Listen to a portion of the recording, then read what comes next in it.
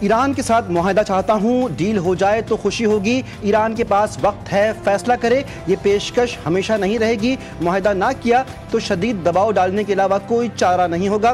امریکی صدر Donald Trump نے سعودی دارالحکومت ریاض میں انویسٹمنٹ فورم سے خطاب کرتے ہوئے کہا کہ امریکہ نے کامیابی سے پاک بھارت سیز فائر کروائی، پاک بھارت جنگ میں لاکھوں لوگ مر سکتے تھے۔ دونوں دوستوں کو کہا نیوکلیئر میزائلوں کے بجائے تجارت کا سوچیں، پاک بھارت سیز فائر ہو گئی، امید ہے یہ قائم رہے گی۔ پہلگام حملے کی تحقیقات ابھی جاری ہیں۔ ترجمان بھارتی وزارت خارجہ رندھیر جیسوال کے اس اعتراف نے عالمی قوانین کی خلاف ورزی ثابت کر دی۔ بھارت نے پہلگام واقعے کی تحقیقات مکمل ہوئے بغیر پاکستان پر حملہ کر کے عالمی قوانین کی خلاف ورزی کی ہے۔ اس بات کا شرمناک اعتراف آج بھارتی وزارت خارجہ کے ترجمان نے نیوز کانفرنس میں کیا۔ رندھیر سے صحافی نے پہلگام واقعے کی تحقیقات کا سوال کیا، جس پر ان کا جواب تھا کہ پہلگام میں ہونے والے واقعے کی تحقیقات ابھی جاری ہیں۔ اور پاکستان نے اپنی عسکری برتری ثابت کر دی۔ دنیا جانتی تھی کہ پاکستان کی مسلح افواج پروفیشنل ہیں اور ٹیکنالوجی کے استعمال میں ماہر ہیں، بہادر، دلیر اور اسٹریٹجی میں بہترین ہیں۔ وفاقی وزیر اطلاعات عطا تارڑ نے جی ٹی وی نیوز کے پروگرام جی فار غریدہ میں گفتگو کرتے ہوئے کہا کہ مودی کی باڈی لینگویج دیکھیں تو بہار اور کل کی تقریر میں زمین آسمان کا فرق تھا۔ ان کے عسکری ترجمانوں کے 10 مئی کو چہرے اترے ہوئے تھے، آواز بیٹھی ہوئی تھی اور مورال گرا ہوا تھا۔ بھارتی جارحیت پاکستان کا کامیاب آپریشن بنیان مرصوص۔ بھارت کے وحشیانہ حملوں میں معصوم شہریوں کو نشانہ بنایا گیا، 40 شہری شہید، 7 خواتین اور 15 بچے شامل، 121 معصوم شہری زخمی ہوئے۔ مادر وطن کے دفاع میں مسلح افواج کے 11 جوانوں نے جام شہادت نوش کیا۔ مارکہ حق میں اسکواڈن لیڈر عثمان یوسف سمیت پاک فضائیہ کے 5 جوان بھی شہید ہوئے۔ آئی ایس پی آر کا کہنا ہے کہ کسی بھی جارحیت کا مقابلہ کرنے کے لیے پوری قوم تیار اور متحد ہے۔ صدر مملکت اور وزیر اعظم کا مارکہ حق کے شہداء کو خراج عقیدت۔ صدر آصف زرداری نے کہا ہمیں اپنے شہداء کی قربانیوں پر فخر ہے۔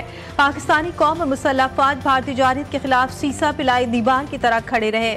وزیر اعظم کہتے ہیں ہم نے نہ صرف ملک کا بھرپور دفاع کیا بلکہ پاکستان کی سالمیت اور خود مختاری پر کوئی آنچ نہیں آنے دی۔ پاکستان نے بھارتی وزیر اعظم کا اشتعال انگیز بیان مسترد کر دیا۔ ترجمان دفتر خارجہ کے مطابق علاقائی امن و استحکام کے لیے عالمی کوششیں جاری ہیں۔ بیان غلط معلومات، سیاسی موقع پرستی، عالمی قانون کی صریحاً بے توقیری ہے۔ بیان جارحیت کا جواز پیش کرنے کے لیے گمراہ کن داستانیں گڑھنے کی عکاسی کرتا ہے۔ پاکستان مفاہمت، کشیدگی میں کمی، علاقائی استحکام کے ضروری اقدامات کے لیے پرعزم ہے۔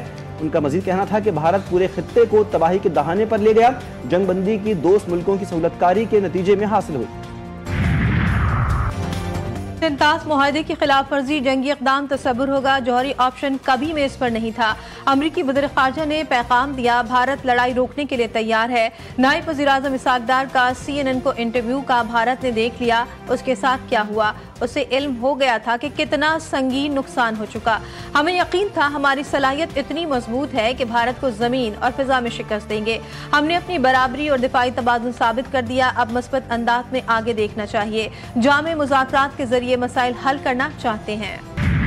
ایک انٹرنیشنل دہشت گرد ہے مودی جو ہے، اور اس کے شواہدات جو ہیں وہ کینیڈا کے بھی موجود ہیں، امریکہ کے بھی موجود ہیں، پاکستان کے بھی موجود ہیں۔ ایکچولی پچھلے 25-30 سال سے ہم دونوں محاذوں پہ، اپنے مغربی اور اپنے مشرقی محاذوں پہ ہندوستان کے خلاف ہی لڑ رہے ہیں۔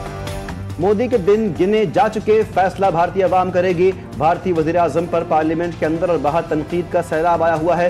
وزیر دفاع خواجہ آصف کی میڈیا سے گفتگو، کہا کہ کردم TTP اور BLA ہندوستان کے ایجنٹ ہیں۔ یہ حقیقت سامنے آنی چاہیے کہ پاکستان کو دہشت گردی سے کتنا نقصان ہوا۔